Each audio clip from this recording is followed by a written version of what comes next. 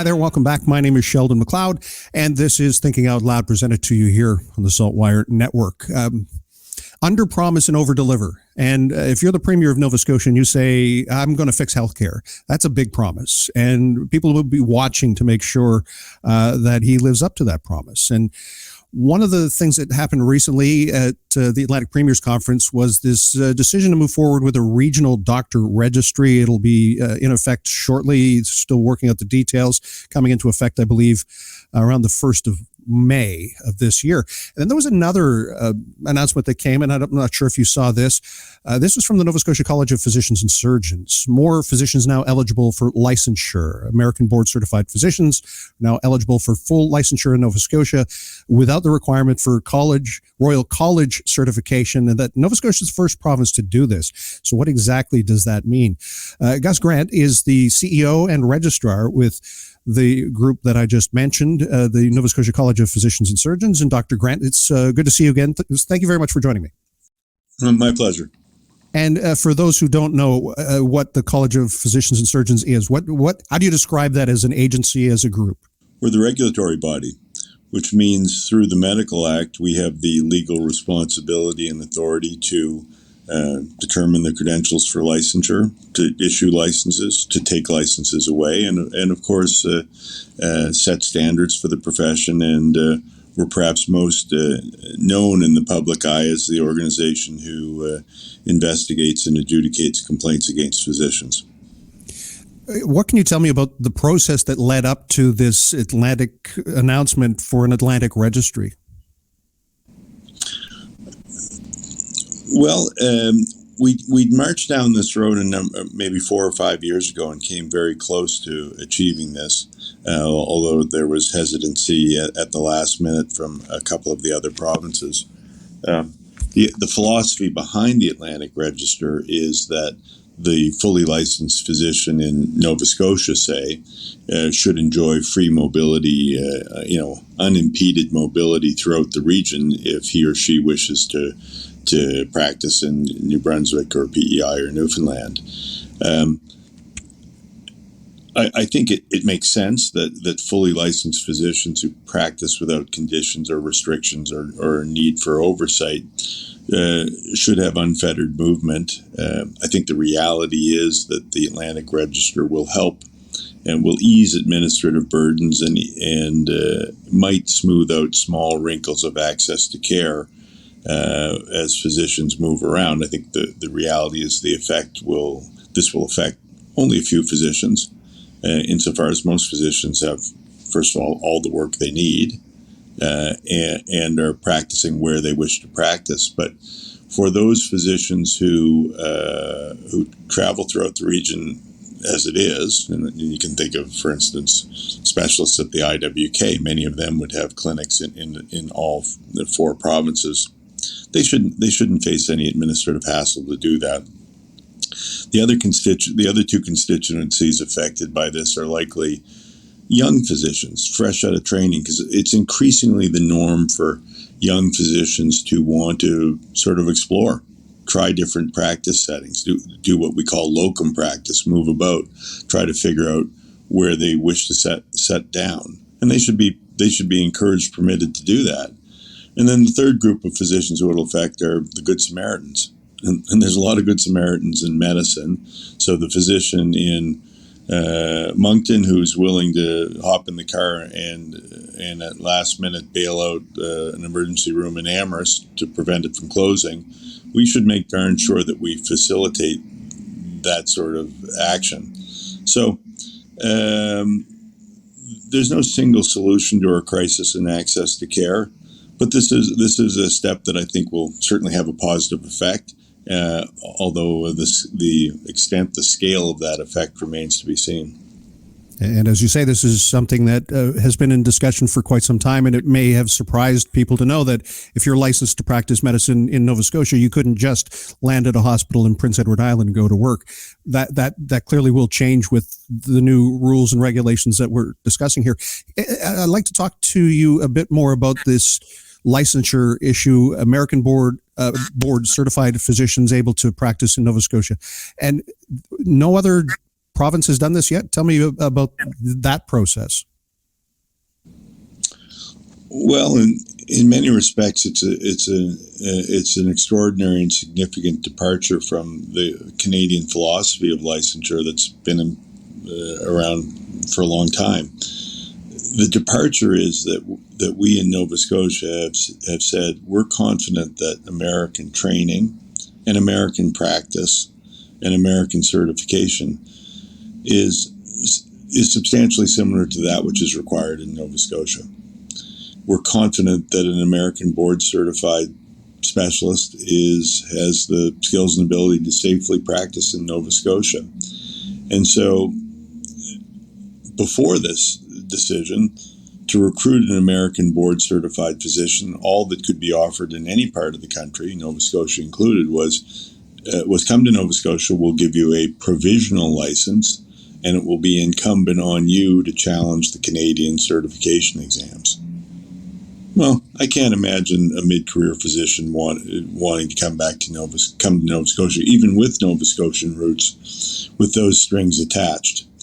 And what we've done with this decision is bypass the role of the Royal College and said, we're not going to require you to challenge those exams or obtain Royal College of Physicians and Surgeons certification. And I expect we'll get some blowback from physicians in Nova Scotia who are proud of and appropriately proud of their Royal College certification. And of course, it goes without saying, we won't be popular with the Royal College as well. But the issue for us is, are American board certified physicians safe and competent? And we're confident they are.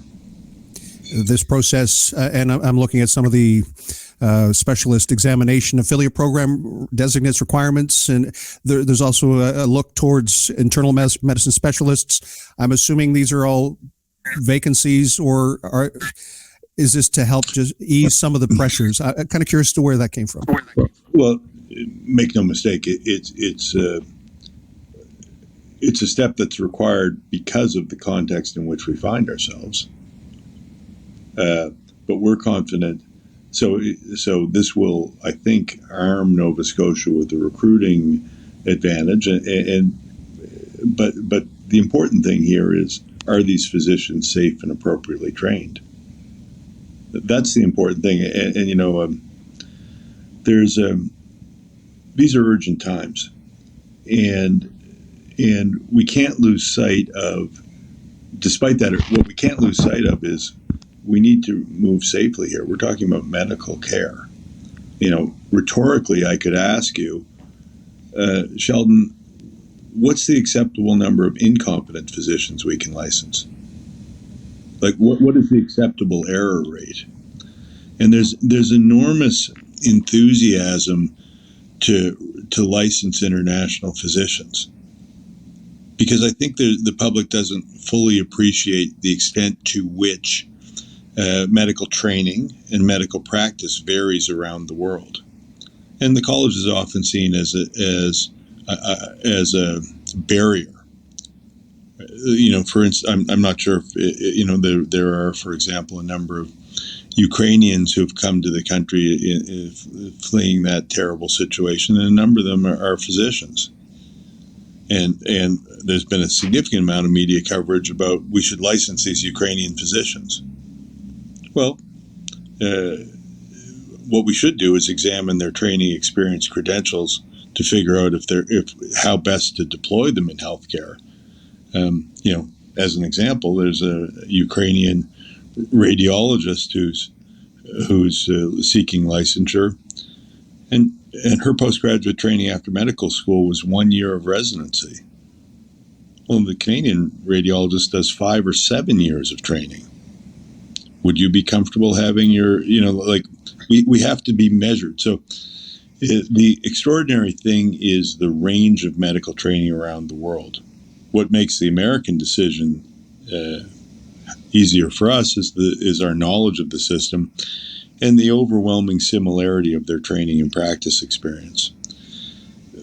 I should say, any physician from anywhere around the world who has, whose practice is current and whose postgraduate training, if there was sufficient time and discipline-specific training, those physicians are likely licensable in Nova Scotia, but subject to oversight, supervision, safeguards necessary so as they work towards full licensure. What's extraordinary about the American thing is they're bypassing all that supervision, oversight, exams, and we're just saying you're licensable as of right, fully licensable. We trust that the safeguards in place are safe enough for Canadians. I know there was some conversation a few years ago about nurses and their certification involving a U.S.-based exam. So, I can see where you're suggesting that the training and the certifications are there. One of the things that we've moved away from, and I think it's fair to say our college is clearly leading this movement, is we're moving away from a strict reliance on examinations, point-in-time examinations, and we're replacing that with a reliance on observation and practice. I think exams are helpful. They're very helpful markers of competence, but it's not the only marker. And if you were a physician coming from faraway shores to Canada, and we put you and we gave you a license to practice in a setting that allowed for oversight and supervision, we can determine your competencies and your safety in fairly short order. And so right now in Canada or in Nova Scotia, the doorway to licensure for international physicians is wider than any province in the country. And the pathway to long-term renewable licensure is shorter than any province in the country. But like every province in the country, we struggle to find physicians who can do the supervisory work because they're busy. And like every province in the country, we're overwhelmed by a need for physicians, particularly in some particular disciplines. This is not a Nova Scotia problem. And we've heard it's a global issue. And I guess that brings me to my final question. Your thoughts on how successful you think or assume this program will be. And secondly, almost daily, we're hearing about communities who are working to recruit, and that with a supply issue, it then becomes very apparent there could be bidding wars. And I'm curious if you have thoughts on that, if the college has thought about that. That's the notion of bidding wars is not in the college's swim lane, but and I don't know the scale of the effect this will have. I think I can say something in the magnitude of over the last 5 years, we've had 15 American trained physicians come to Nova Scotia and stay in Nova Scotia. And depending on how you look at it, that's either a really small number or a really big number. What I'm confident this change will do, it will be to improve our chances of successfully recruiting American-trained specialists, and it's just a tool in a toolbox that our folks who are in charge of recruiting need, and above and beyond all of what we've talked about, it's just the right thing to do. These are competent, well-trained physicians who, if they wish to come to Nova Scotia, we should ease their path to do so. Right. Dr. Grant, I very much appreciate your time. Thank you for the candor. Thank you for the answers, and I appreciate your time. Well, thanks for covering this. Appreciate it, Sheldon. Be well.